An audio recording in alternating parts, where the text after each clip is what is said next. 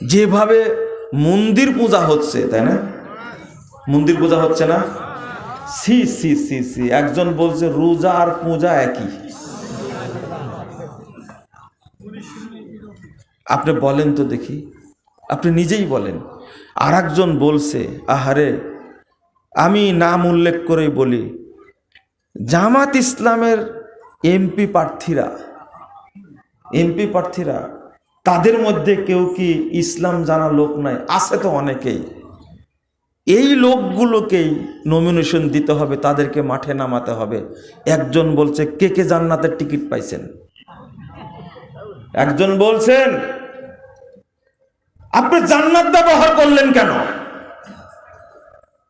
বলছে যে সাইদি সাহেব ভোটের জায়গায় উপস্থিত থাকবেন, এই কথা আপনার মহিলাদের বলবেন, একটা ভোটও দাঁড়িপাল্লার বাইরে যাবে না।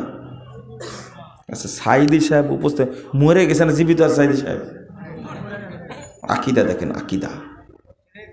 এই আকিদা নিয়ে শোনেন, এটা হলো দেওবন্দীদের আকিদা, মাজার পূজারীদের আকিদা। এটা মানুষ মারা গেলেও রুহানি জাসাদ নিয়ে, শরীর নিয়ে উপস্থিত হয়। আস্তাগফিরুল্লাহ, আস্তাগফিরুল্লাহ, কত বড় কুফরি আকিদা এটা, কত বড় কুফরি আকিদা। আমরা এখন পর্যন্ত আল্লাহকে চিনতে পারলাম না। এ কি? শুধু তারা না, বাংলাদেশের 90% মানুষ জানে আল্লাহ সর্বত্র বিরাজমান। যার মধ্যে এই আকিদা আছে আল্লাহ সর্বত্র বিরাজমান, এ কাফের, এ মুশরিক, এ কাফের, এ কি মুশরিক, কোনো সন্দেহ নাই। এর পিছনে সালাত হবে না। আপনি পড়েন কেন?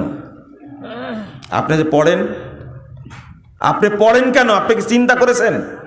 লা ইলাহা ইল্লাল্লাহ, আস্তাগফিরুল্লাহ, আস্তাগফিরুল্লাহ, আস্তাগফিরুল্লাহ। আমি এটা বোঝাতে পারি না আপনাদেরকে। ইমাম ইবনে বাজ রাহিমাহুল্লাহকে জিজ্ঞেস করা হয়েছিল, যারা বিশ্বাস করে আল্লাহ সর্বত্র বিরাজমান, তার পিছনে নামাজ হবে কিনা, পড়া যাবে কিনা? তিনি উত্তর দিচ্ছেন, মাইয়াতাকিদু আন্নাল্লাহা ফি কুল্লি মাকান, যে ব্যক্তি বিশ্বাস করে আল্লাহ সর্বত্র বিরাজমান, মাইয়াতাকিদু আন্নাল্লাহা ফি কুল্লি মাকান, যে বিশ্বাস করে আল্লাহ সর্বত্র বিরাজমান, ফাহুয়া দাল্লুন মুদিল্লুন কাফিরুন, সে হলো পথভ্রষ্ট, মানুষকে পথভ্রষ্ট করে, সে কাফের। লা ইউত্তাখাযু ইমামা, তাকে ইমাম নির্ধারণ করা যাবে না। ওয়ালা ইউসাল্লা খালফা, তার পিছনে সালাত পড়া যাবে না। বাল ইয়াজিবু আলাল মাসউলিন, বড় মসজিদের দায়িত্বশীলদের উপরে ওয়াজিব হলো আইয়ুবাইদুহু, এই ইমামকে বহিষ্কার করা, বিতাড়িত করা। ওয়াইস্তাতাব, বলা হবে তুমি তওবা করো। ওয়াইল্লা কুতিলা আলা ওয়ালিউল আমর, তওবা যদি না করে তাহলে তাকে হত্যা করতে হবে, এই কাজ করবে সরকার। আপনি কি বুঝতে পেরেছেন কত বড় খারাপ আকীদা? অথচ বাংলাদেশের অধিকাংশ মানুষ বিশ্বাস করে কি আল্লাহ সর্বত্র বিরাজমান। সি সি সি সি সি, এই আকীদাই ঠিক করেনি। আমাদের অবস্থা কি হয়েছে জানেন? অবস্থাটা হয়েছে যে ফজিলত শুনে, পাগড়ির ফজিলত শুনে, ছাত্রের তো পাগড়ি নাই, না কাপড় নাই, আলাদা কি নাই, আলাদা কাপড় নাই, শুধু পরনেরটাই আছে। সে পাগড়ির ফজিলত শুনে লুঙ্গি খুলে পাগড়ি বেঁধে ফেলেছে। হাজির, হাজির কোথায়? হাজির মাদ্রাসায় হাজির। তওবা, কিরে কি করেছিস? হুজুর, কালকে যে পাগড়ির ফজিলত শুনেছে, আমার তো পাগড়ি নাই, লুঙ্গি খুলে বেঁধে ফেলেছি। বলে তো পাগড়ির ফজিলত জরুরি না ফরজিয়াত জরুরি? ফজিলত জরুরি না ফরজ জরুরি? ফরজ। ওর যে ফরজ বেরিয়ে গেছে, ওর হিসাবটা আমাদের। হাসছেন কেন? আপনাদের অবস্থাটা এইরকমই। আকীদা তাওহীদের খবর নাই, ফজিলত নিয়ে ব্যস্ত, এতটা ব্যস্ত।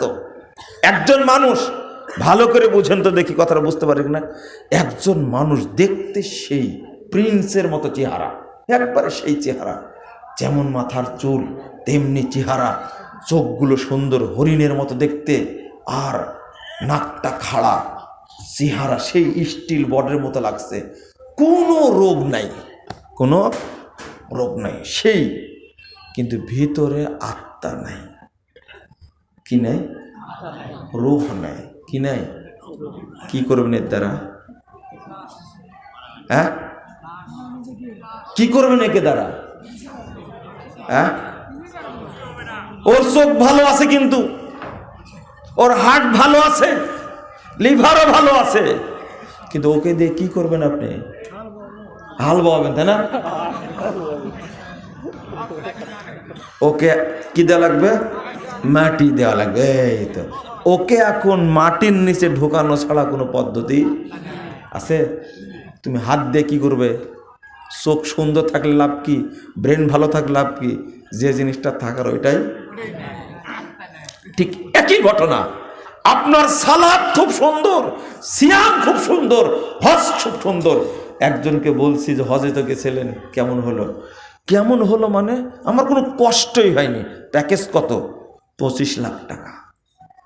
একা গেছে 6 জনের হজের টাকা নিয়ে, থাকছে ক্লক টাওয়ারে, ওখানেই মসজিদ, ওখানে সালাত পড়ছে, কি খাই দেয়। আরাফার মাঠে কোনো গরমই লাগেনি, গাড়ির মধ্যেই ছিলাম, এসি গাড়ি, ভিআইপি, 25 লাখ টাকা। হারাম ঘর হলো মাজার পূজারি। কি পূজারি? এই সুন্দর হজ করে কোনো লাভ আছে? আমি কথাকে বুঝাতে পারছি আপনাদেরকে? এটাই জরুরি, এটাই জরুরি। কাকে বুঝাবো? আপনি যত বড় আলেম হন না কে, যদি বিশ্বাস করেন আল্লাহ নবী গায়েব জানতেন, আপনি কাফের। আল্লাহ নবী মরেনি, আপনি কাফের। কথা কি বোঝা গেল? আমার কথা কেউ বুঝে না, বুঝে ঠিকই, কিন্তু বদমাইশি করে। তবে আপনার সাথে আমার সাক্ষাৎ হবে কিয়ামতের মাঠে ইনশাআল্লাহ। সেই দিন একবারে কড়াই গুন্ডায় মেপে নিব আল্লাহর কাছ থেকে ইনশাআল্লাহ। যা বলেছি কোরআন হাদিসের বাহিরে একটা কথা বলিনি, দলিল দিয়ে বলেছি। আপনি কিছুই মনে করেননি, ভাবেনি আপনি। আচ্ছা, যদি এটাই হয়, তাহলে এখন অধিকাংশ মানুষ কাফের হয়ে যাচ্ছে না, মুশরিক হয়ে যাচ্ছে না? না হলে কি মুনাফিক, তাই না? 2-3টা হাদিস বলবো, এখানে আমার দিকে তাকা থাকবেন। সেটা হলো, ভিতরে যদি ইমানটা এত ভদ্র, ইমানটা এত মর্যাদা, ইমানের এত লজ্জা, ইমানের এত ব্যক্তিত্ব, ইমানের এত মানে দাম, আপনি কল্পনাও করবেন না। কারো অন্তরে হিংসা আছে, ইমান নেই, নাই নাই।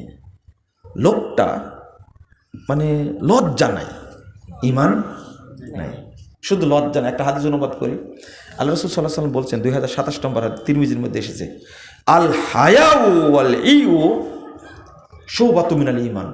লজ্জা এবং অল্প কথা, লজ্জা এবং অল্প কথা।